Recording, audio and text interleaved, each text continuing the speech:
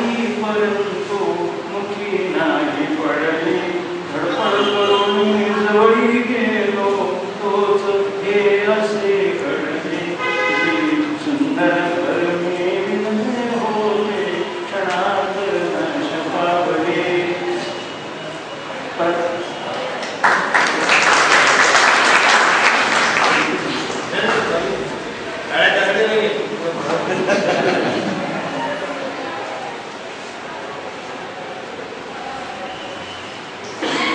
अनुभवत होता आपण की आपल्या भोवती जातो, जनसमुदाय आहे, बरोबर पुढे जातो काय, पण पाठीमागे येतो काय, त्याची अवनती कशी होते.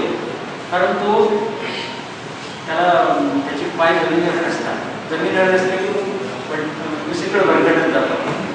ते त्याचं वर्णन पाना पाचोळा गर्वाने भरला, क्षणभर भूमीला सोडून, क्षणभर भूमीला सोडून गगनासी मिळला. पाना पाचोळा वाटी तयास मीच आहे जगी मोठा, मीच आहे जगी मोठा. मजविन झाल्या बंद साऱ्या सुखवाटा, फिरतो वाटोळा पाया पाचोळा. संगत वायूची संपली अंकाय दशा झाली, अंकाय दशा झाली. भिरभिर भिरत्या खासची स्वारी खाली आली, ती कोण कशी वेळा.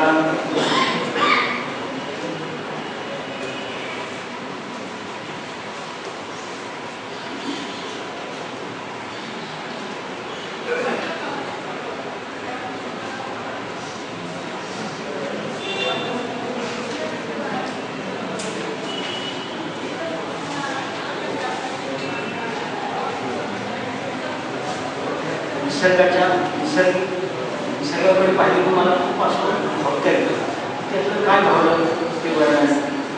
किती हा सुंदर देखावा, किती हा सुंदर देखावा, डोळ्यात किती साठवावा, किती हा सुंदर देखावा. हे निळे निळे आकाश कसे दिसते सांग समयास, शिरतकरी कोणी काम करी घराकडे यावा, किती हा सुंदर देखावा. सकाळी हा सूर्य उगवला, लाल तांबूस रंग पसरला, चिमुकलांचा सुरू गलबला, घरातून बाहेर पडावा, किती हा सुंदर देखावा. घराघरातून एकच स्वच्छ अंगण सणा शिंपवण, शोभिवंत रांगोळ्या रंगवण, मंगळस्वर धुंद धुंद यावं, किती हा सुंदर देखावा.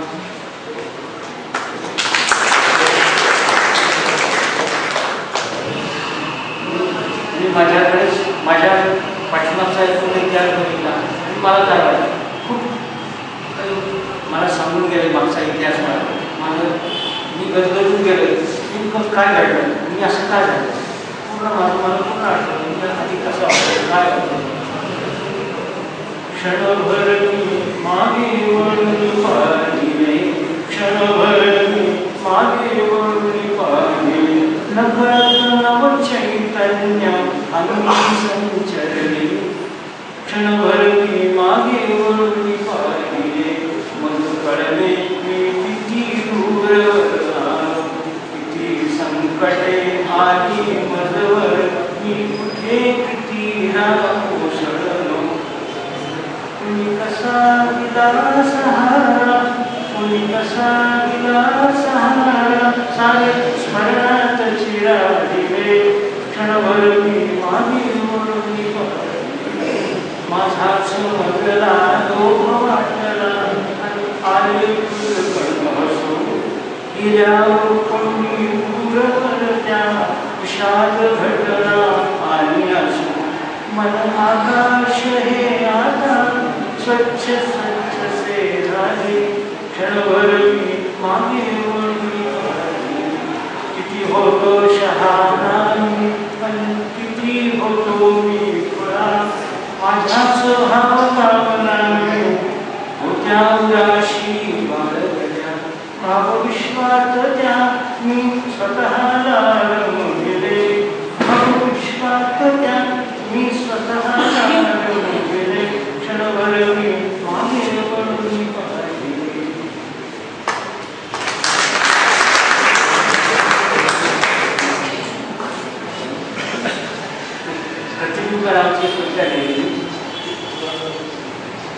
प्रतिबिंबामध्ये आपण जगाकडून खूप अपेक्षा असते लोकांनी मला मी दोनदा नमस्कार केला मला असं वाटतं त्यांनी एकदा तरी करा मी दोनदा त्यांना मला तरी कमीत कमी त्यांनी स्माईल तरी द्या खूप अपेक्षा असतात सहजता राहते आणि बांधिलकी अपेक्षेचं आणि त्या अपेक्षेचं दुःख खूप मोठं भयानक असतं तर हे आपण पाहतो तर मी वर्णन केलं की आपण आरशाकडे प्रतिबिंब बघतो आपण नटतो तर ते प्रतिबिंबाकडे पाहून म्हणजे प्रतिबिंबाला काही फरक पडत नाही फरक आपल्याला पडतो आपण त्या प्रतिबिंबाकडे पाहून आपण नटायला पाहिजे त्याची मदत करून आपण आपलं उत्कर्ष साधायला पाहिजे हे वर्णन माझे माझेच मी प्रतिबिंब पाहताना मी मोहरले मी बावरले मी मलाच कितीदा सावरले माझेच मी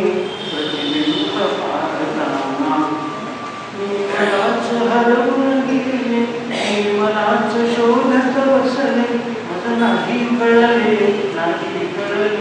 माझेच प्रतिबिंब पाहताना त्या प्रतिबिंबासले मी बावरले रसाले मी अबोल कशास वाढवे मी प्रश्नांचे डोंगर रचले माझेच प्रतिबिंब पाहताना या प्रतिबिंबाकडे पाहत सजविला देवन कशिकांत मजल कळत पडली भ्रांत याच्यामुळेच मी नटले माझेच मी प्रतिबिंब पाहताना मज वाटे माझे मनी करावी याची मन धरणी स्तुती सुमने उधळून मी याच्याच ऋणात राहावे माझेच मी प्रतिबिंब पाहताना हे प्रतिबिंब अंतरात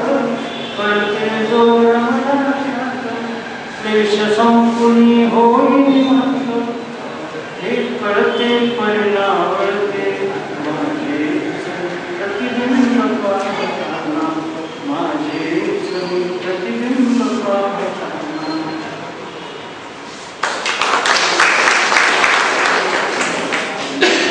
फक्त शेवटची आपण पाहिलं की राम जन्मभूमी खूप गाजले जातात आणि काही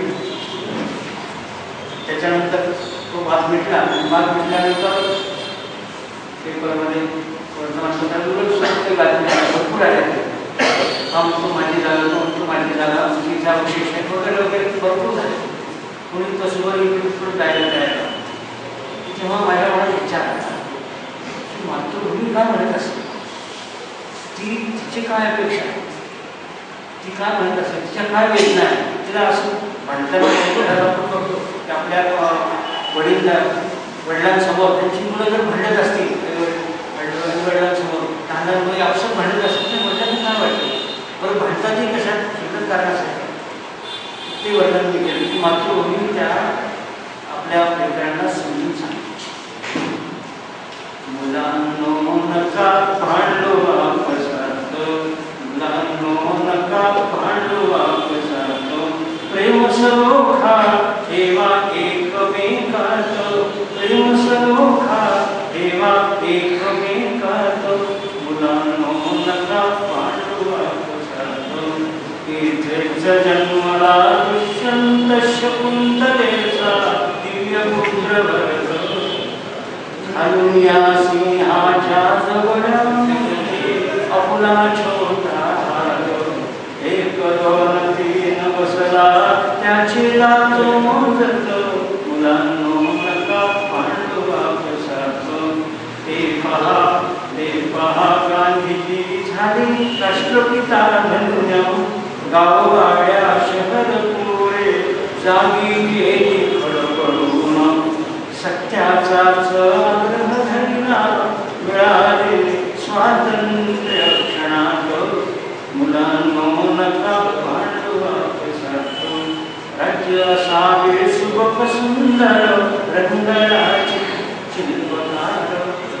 घटना तयार केली धन्यते आंबेडकर आपण केवळ तसेच वागावे हेच वचन सत्य मुलांनो नका पाळू अक्कलकोटी स्वामी समर्थ साईबाबा शिर्डीचे संत गजानन शेगावीचे पारिती पुत्रमृताचे चमत्काराची सुंदरागिनी रमणीया चैतन्यास मुलांनो नका पांडवा स्वराज्याचा हुंकार भरविला लोकमान्य टिळकांनी वाया बापुऱ्या शिक्षित व्हाव्या शिकविले ज्योतिबांनी थोरांची कोण थोरली असावी सदैव स्मरणात मुलांनो नका पांडवा तुम्ही राजे तिन्ही लोकीचे स्वर्ग मृत्यू पाताळ बलशाली व्हा तुम्हीच बदला सारा इतिहास भूगोल चैतन्याचे स्मरण चढू द्या अवघे करती प्रणिपात मुलांनो नका पांडवा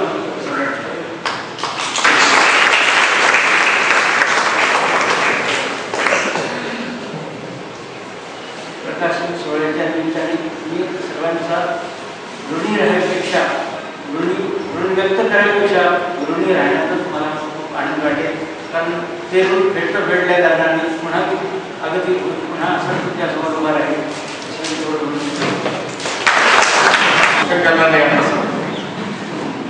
श्रीमंतांना आवडणार नाही म्हणून त्या कार्यक्रम पत्रिकेमध्ये कुठे समावेश केलेला नव्हता. अशोक श्रीमंत या एका व्यक्तीमुळं आम्ही सगळे एकमेकांची मानले पत्की असतील आसोळकर असतील जे ते नाव आपण घेतलं ह्या सगळ्यांचं कुठे जवळ नातं निर्माण झालं त्याचा समान होता अशोक श्रीमंत. अन्यथा त्यांना आमची अजिबातच गरज नाही आणि त्यांना कोणाचीच गरज नाही त्या साधारण गोष्टी त्यांना कोणाचीही गरज नाही. अशा साध्या माणसाला पटवणं त्यांच्याशी संधान बांधणं संपर्क साधणं यात त्याची गरज आमच्यातली माणसं सोपी आहे कारण आम्हाला स्वार्थ आहे तेव्हा आमचा स्वार्थ साध्य म्हणलं की आम्ही कोणाशी मज्जे करायला तयार आहोत त्याचा स्वार्थच नाही अशा माणसात जिंकणं कठीण असतं आणि अशा माणसात जिंकण्यासाठी ती गोवाला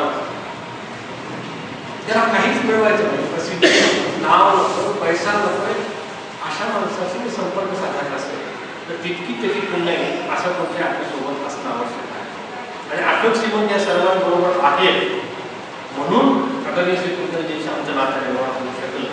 ते माझं 1 वर्षापर्यंत नातं काय यांचं 4 वर्षापर्यंत नातं काय यांचं 10 वर्षापर्यंत नातं काय अनेक अनुभव ते सांगू नका असं सतत ताकीद असणं ते सांगितलेलं नाही. प्रत्येकाने व्यक्तिगत आयुष्यामध्ये या पुण्याईचा अनुभव आणि ती पुणे आमच्यापर्यंत पोहोचवण्याचं पुण्य काय अशोक श्रीमंतांनी केलं आहे. ज्यांना आवडतात मी त्या पुण्याचा आदर करण्यासाठी मी श्री श्रीकांतजी कुलकर्णी विनंती करतो की त्या अशोक श्रीमंत त्यांचा शाल गौरव करा आमच्या भागाच्या करण्यासाठी.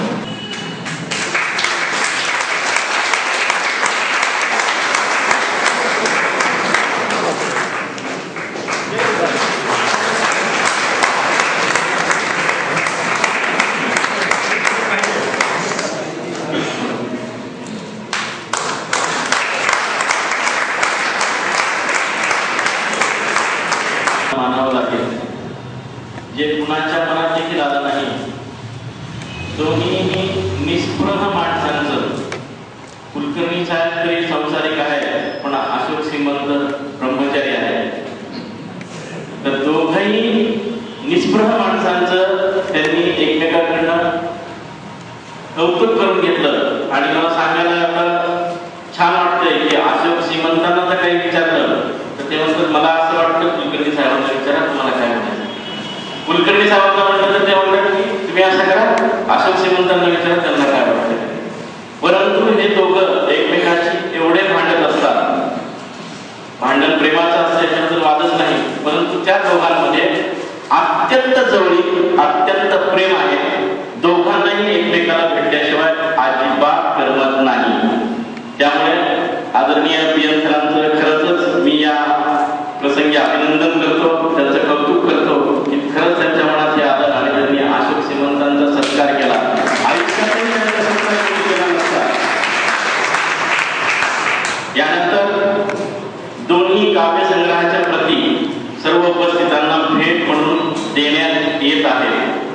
सर्वांनी स्वीकार करावा ही विनंती। यानंतर मी प्रदीप सिमन यांना अशी विनंती करतो की त्यांनी आभार प्रदर्शन करावं। प्रदीप सिमन।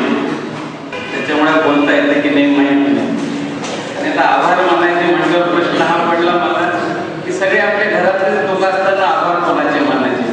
कारण हिंदू संस्कृती काय सांगते की कुटुंबातल्या मोठ्या व्यक्तींचे आभार मानायचे नाही।